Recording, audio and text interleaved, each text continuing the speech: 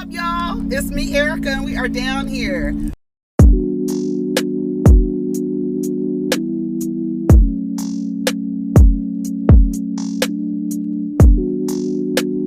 Peace, y'all. Take care of each other. Protect your energy.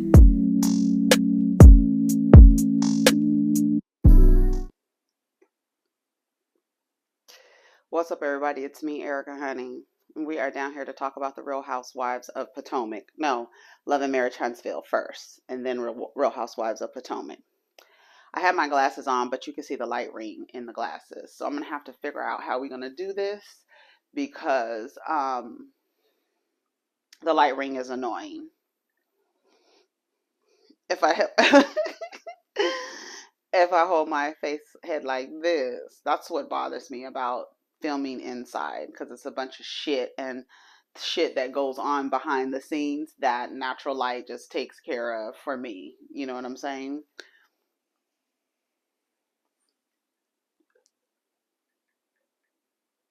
So let's talk about Love and Marriage Huntsville. Then we'll talk about Real Housewives of Potomac.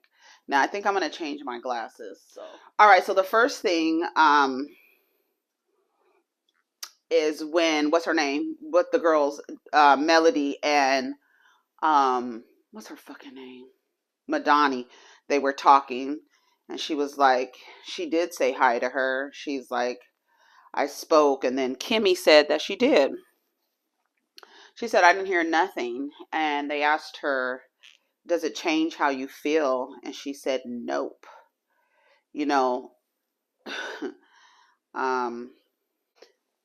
Melody, I think, oh yeah, these are better. Baby, these are so much better. You guys can't even see the light ring. Honey, Diva had to pull out the old Ray-Bans, honey. All right, I need to hold this. Okay. If you haven't liked, subscribe, comment, let me know you stopped by. Go ahead and do that. So, Madani said it wasn't audible. She says it wasn't audible. She says, and then her cousin starts to explain, you know, how she felt or whatever. She says she was holding it in on the inside. They were like, no, it was all over your face. You don't have to say a word. Yes. It's written all over your face. Come on. Yeah. You don't have to say a word. Let's smile, let's smile, let's smile, let's smile for me. Yes. How it go? Okay, well, we could tell because you don't know how to manage your emotions well. Like, again, I saw some of the other content creators was posting that Madani was down there with her new boyfriend, and I'm like, girl, I don't know what it is about y'all. I don't know what it is why y'all don't. I think what it is that y'all want to work out your therapy on another person. I don't even know why you would want to put another person through your inability to process, your inability to communicate. Why do you want to practice on somebody else? Why don't you go learn how to do that, so then when you go into the next relationship, that person gets the best part of you, and not this broken part who doesn't know how to communicate, and then they're trying to figure out, why can't our relationship work? And you're like, oh no, it's you, and they're like, no, you don't know how to communicate. No, yes I do, you just don't understand what I'm saying. You always misunderstanding me. And that's how I feel. I'm like, why y'all be jumping and hopping and skipping and diving? Falling in love ain't shit. Somebody can teach me how to stay there. What do you say? Stop trying to force relationships. I'm with Melody. Stop trying to force relationships. Stop trying to get people to be friends. Stop forcing relationships. Stop forcing relationships with your significant others. Stop forcing relationships with family. Stop forcing relationships with friends. Stop forcing relationships. If, you are a tuning fork and the other person is a tuning fork, and when y'all get together, it doesn't sound good, you can't change your tune. You are who you are. So you need to go somewhere else where it's harmony, where it doesn't sound like static. You know what I'm saying? That's how I feel about it. Y'all not gonna, y'all, I don't know. Y'all gonna have to get used to in-house for you new subscribers. Shout out to all the new subscribers. Yes, this is seasonal. This is seasonal, okay? Stop trying to force relationships. She said touche, right? Touche. Um, what's her name gives a canvas purse with all of her goodies in it. What's her name? Stormy. When Melody and Kimmy go outside to leave, she asks Kimmy, was she okay? She says, when we talk, it doesn't go any further. So basically, you can tell me and I won't tell anybody. And she says, no, I'm not ready to share. And she just gave her a hug and they were just rubbing each other's back. She was rubbing Kimmy's back. And sometimes that's all you can do before the person is ready to tell you what is happening with them. All you can do is hold them and rub their backs, okay? Date night. The kids are out of the house. I don't know where they are. That's Tisha's department. So one of the things that people with Marshall's personality likes to do is fuck with people, right? That's part of that that's part of that whole personality, where you think you're smarter than people, and you just fuck with them, right? So that's Tisha's department. There were sandwiches on the charcuterie board. I know that you can make the boards any way you want. I've seen candy charcuterie boards, like junk food charcuterie boards. I've seen, of course, cheeses and deli meats and all. I've seen them all, but I have yet to see one like that looks like a Subway sandwiches on it. Like sandwiches were on that. I posted it on the community page. He wants to be a better man for his wife, and he's trying to be a better man, and she's sitting there all pretty and stuff. He has on a t-shirt. Maybe he just got outside from mowing the lawn or something like that, but she looks really pretty. Letitia, she had on, I think it was like a pink, a fuchsia. She looked cute. um she says, oh, you're listening. He's like, yeah, I'm listening, but guess what I'm about to hit you with? I don't like our therapist. I think he's biased to men. I think he was really hard on Lewis Whitlow. She was like, no, I think they were hard. He was hard on Tiffany too. He was like, no, I don't think so. I think he was more harder on him. He says Dr. Francis thinks he has all the answers. The professional, the man, what is it? He a marriage and family therapist, licensed marriage and family therapist. Is that what they call? That's the letters. He's also has age, life experience on him. Everything he told her that he wanted to see in the new person is what Dr. Francis embodies. He also has a professional skill in addition to his personal life experience as well. He's also married and has been married longer than everybody combined on the show. So the problem is Dr. Francis sees Marshall. He sees him. And when a person moves the way he does, a person who likes to manipulate, poke, and prod and try to get over on people and thinks he's the smartest person in the room, he doesn't want to be in a room with somebody who is actually qualified and is smarter than him. Dr. Francis thinks he has all the answers. He probably doesn't have all the answers. I don't think any therapist has all the answers, but I think he has the skill and the experience to make really helpful suggestions on how to navigate through different parts of your relationship with your wife. But he says he doesn't like him. He says he's biased. He's the only person with the answers. He also says Dr. Francis thinks all masculinity is toxic.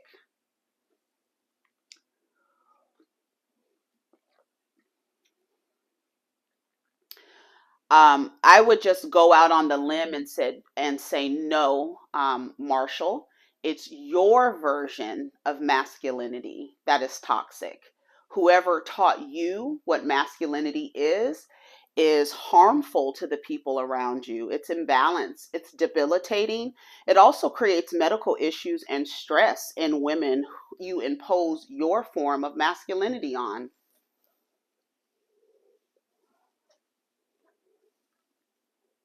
So it's not all masculinity. It's what you and a lot of men like you have been taught that masculinity is.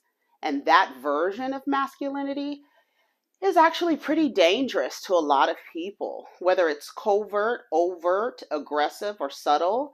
It's very dangerous, your version of masculinity. So it's not all masculinity. Nice try, though. He's not the therapist for me. He wants a therapist that's dedicated. And the teacher says, okay, what's the criteria that you have? Here's what he said. Because he was seeming biased. So, in a new person, you don't want them to be biased. So, what are some of your criteria? What I would want you to do as you're looking at a therapist is, if you want to be involved in it, make sure that you get a therapist that you can see. You can see that they're living the life, and they can give you advice based on their experience. You could see that they're living the life and they can give you advice based on their experience. Dr. Francis. Okay, hold on.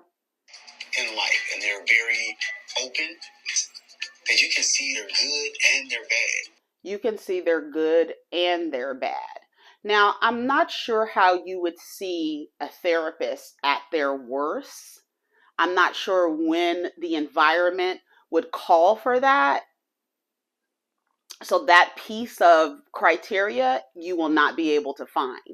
And so what he's going to do is inject things that you will not be able to find. And therefore it will say, well, if you want me to participate in this, then this is what you're going to have to find. I don't think you can find a therapist where you're going to be able to see the bad parts of them, unless there was a viral video on, circulating the internet and you're like, damn, that's my therapist acting a fool down at the baseball game or something. You know what I'm saying? So I'm going to inject some realistic criteria and also some unrealistic criteria to make it difficult for you to find what I'm asking for. And then in turn, I don't have to participate. But I want to be a better man for you. And here's your charcuterie board with these sandwiches that look like somebody stepped on them, right? I know y'all was in the comments saying, at least give them a chance for trying. I wish I can reach all the way down into the core of hell to pick up the bar y'all have for these niggas. Yes, let's finish.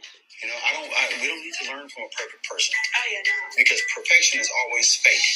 If all is going to take to keep Marsau going to therapy is to find a new therapist, then I guess I'll find a new therapist. Or you'll find something wrong with that one too. I will.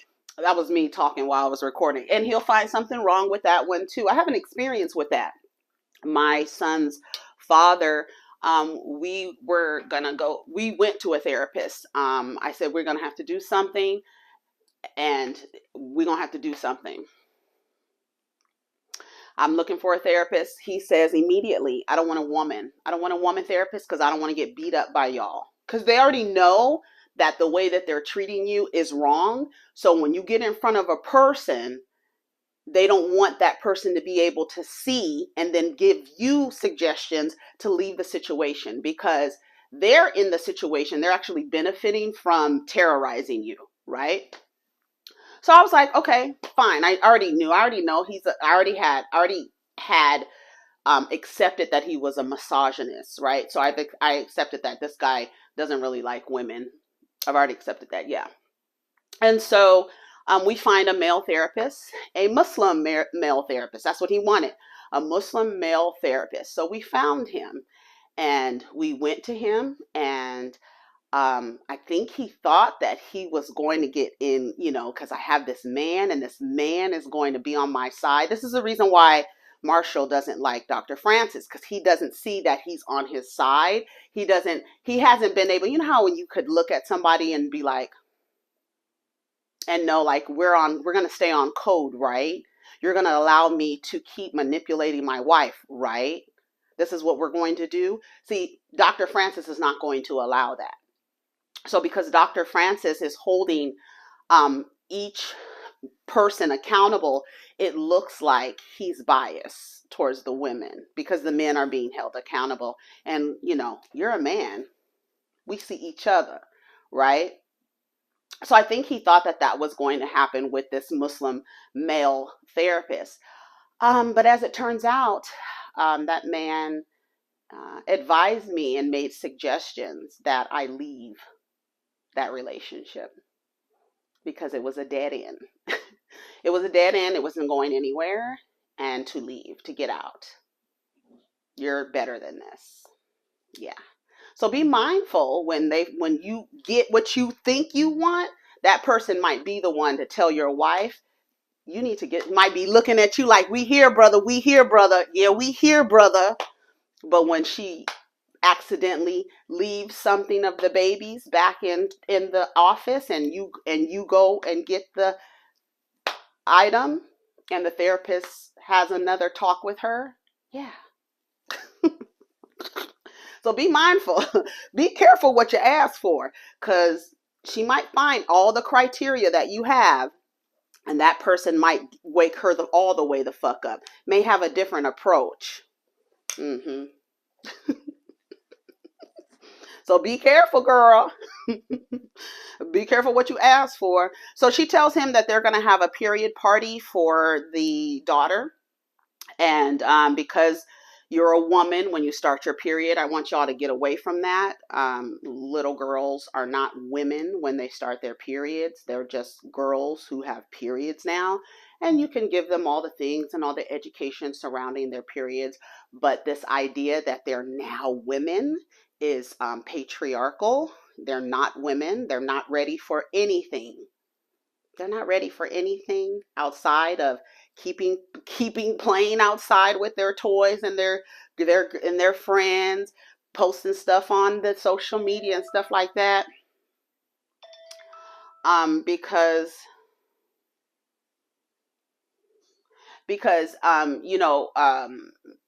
they're just girls. They're just girls. They're not anything else. They're not women. I think we really need to get away from telling little girls that they're women now, because when do the boys turn into men? What is their indication? What happens to their bodies that gives them an indication that they're men now? There's not really anything, right? Except for some pubic hair and but it's still puberty. They're not men. They're not turning into men. They're children going through puberty. They're not ready for life. They're not ready to make babies. They're not none of that. So I really want y'all to get away from saying stuff like that. And then she makes some joke like, me and my life insurance policy check. He said something about if anything ever happens, because you men need to learn how to have these conversations, especially single fathers, right? Single fathers of girls, they need to be able to have that conversation. I do think it's appropriate for the father to be there so he has some awareness of what's happening. The ability for the man to disassociate what's happening to his daughter is not I don't think it's healthy. I think he should be in on some of the conversation. Doesn't have to be in on all of it. And then also you want to ask the child, are you comfortable with your father here? Right? And then also explaining to the girl, you do want your father to understand what you're going through in case he has to support you if I'm not here, right? So we kind of have to let him know he doesn't have to know everything. Hopefully, as a man, a grown man, he understands the cycle of puberty for little girls, as a person growing up, but as a human, like I think women should know the cycle for boys growing up into puberty. I just think you should know. I think you should know. So that's how I feel about that. Kimmy and Mighty Mouse are on the way to have her biopsy. She's thinking positive. How long do you have to wait for the results? It's really quick, she said. Why is he just finding out now is my question. I was like, why is she explaining all of this to him on the way there? Did they tell them to wait to have these conversations on camera? I was confused as to why he didn't have the details. apparently she went to just have her standard, I guess, mammogram after she found the lump. She went and had a mammogram because she was like, I don't need to take you guys with me. Because he was like, at one point, he said, I should have been there. And she was like, no, it was like a routine visit. But then I thought that she said she felt them and then went. So I don't know if it was a routine. I don't know. So I was a little bit confused about that. Yeah, she said it was just a regular checkup. And he was like, oh, if it was just regular, then you could cook tonight. She was like, no, I need you to dote over me. He's like, yeah, I'm taking over everything. So they say a prayer. He says a prayer. I was like, oh God, let me see what kind of prayer he's going to say, child. So he had a prayer. I was like, okay, yes, you better pray for skillful, and knowledgeable physicians. Yes, pray for that. I was like, okay. A word of prayer. So they went in for that. Destiny was having her photo shoot. She had on this yellow, furry, feathery thing. It was funny when Mel walked in. She was like, do I look like Big Bird? She was like, girl, I had my Big Bird moment. So it is what it is. They asked Madani, how does she feel about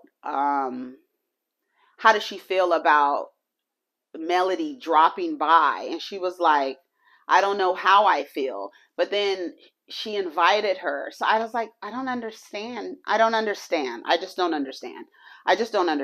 How do you not know how you feel and you invited her? It was just weird.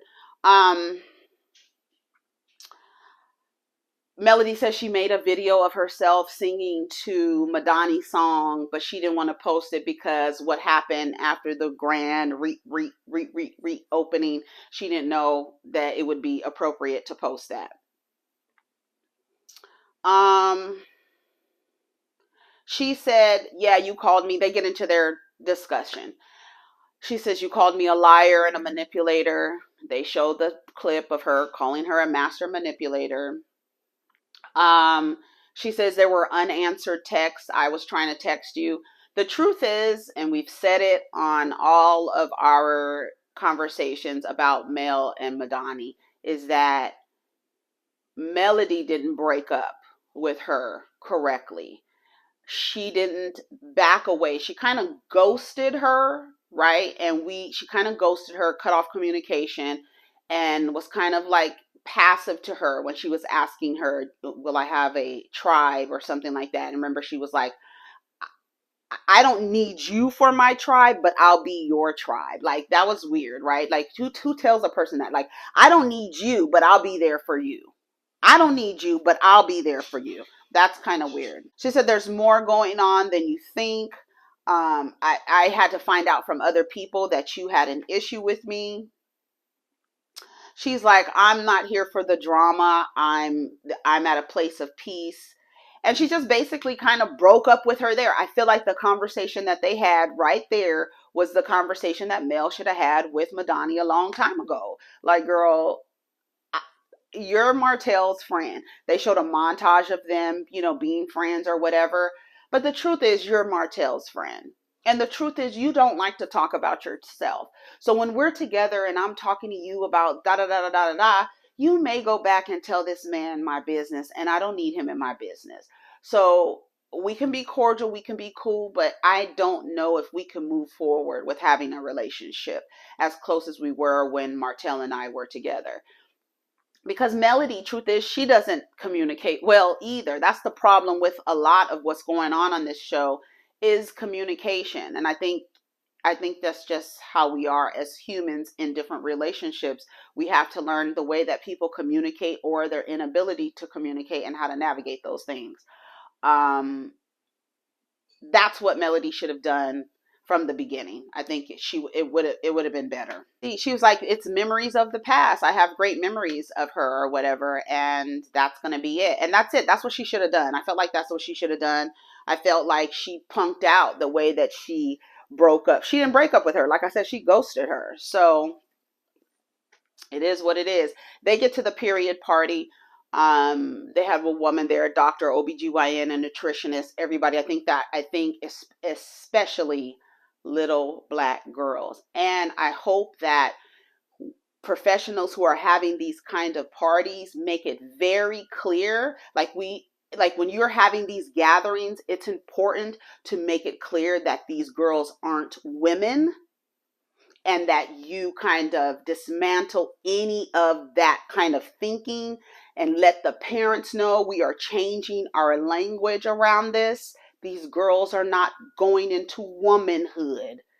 They're just they're starting puberty, they're in puberty, they're starting their periods. Doesn't mean that they are going to have, the only extra responsibility they have is making sure they know what they need to know. But I think when you get into these spaces, it's so important to remind the parents, to remind the children, because 10 and 11 are children. They're not women. They're not young women. They're children. A young woman is 19, 18, 20. That's a young woman. Yeah. 19, 18, 19, 20. 10 and 11, that's preteen. That's not a woman. That's not womanhood. There's nothing in, there's anything that got teen in it ain't woman. Okay? I want everybody to be clear with that. And I really hope that these medical professional nutritionists and all of these specialists that have these parties are really being clear about that.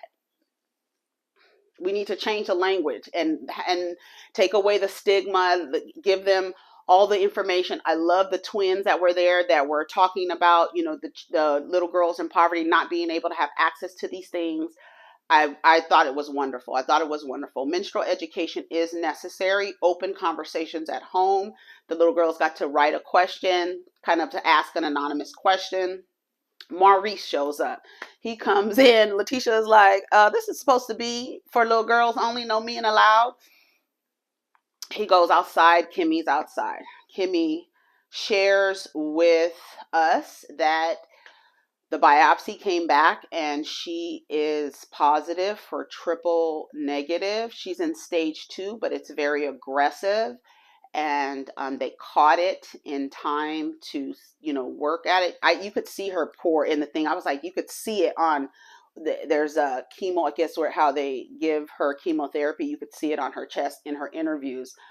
Again, we just send Kimmy all the love because it is a trying time. And we just hope that Maurice is a stable support system for her, that he's consistent, that she's not doing anything she should not be doing, and they're not letting her do the things. Like Tisha was like hugging her. Tisha started crying, and then she was like, you know, I'm going to be there for you, and I know you're not going to call me, so I'm going to be popping up, because we do have that thing where we don't want help and we don't want to burden anyone, but you have something that you need to be like taken care of. You don't need to be taken care of anything.